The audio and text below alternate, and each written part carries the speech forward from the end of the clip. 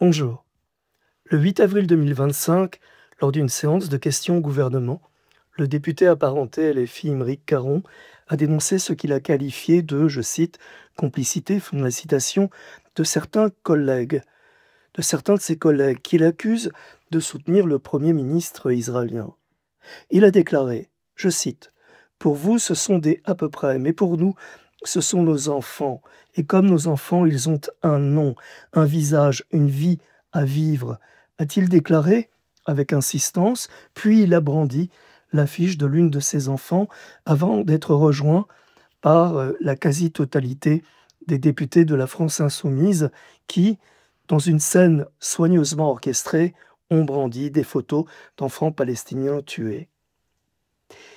Cette démonstration a provoqué une vive agitation et la présidente de l'Assemblée nationale a rappelé que le règlement interdit de brandir des affiches dans l'hémicycle.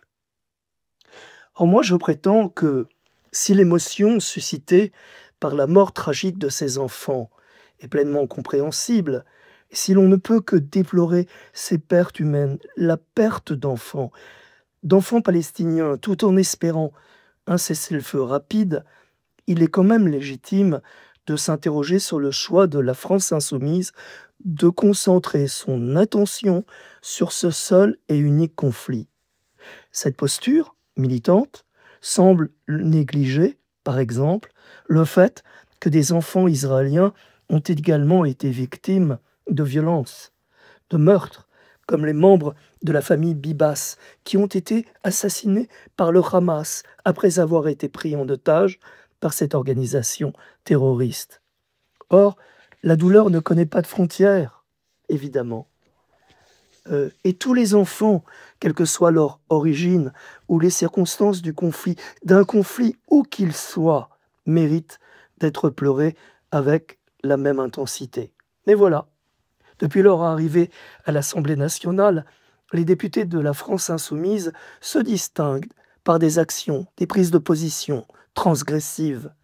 Ces initiatives traduisent de leur part une volonté affirmée de rompre avec les codes traditionnels du débat parlementaire, pour inscrire des thématiques militantes au cœur de l'espace institutionnel.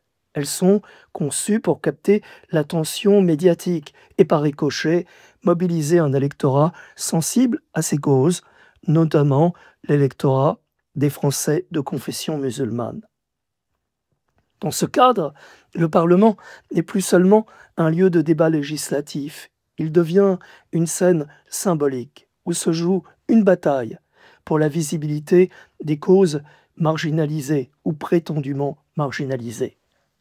Alors, il me semble que le militantisme parlementaire transgressif, tel qu'incarné par certains députés de la France insoumise, soulève des risques majeurs pour la démocratie représentative. Ces pratiques, me semble-t-il, fragilisent les institutions, perturbent le débat démocratique, érodent l'état de droit, normalisent les violations de règles, renforcent la polarisation idéologique.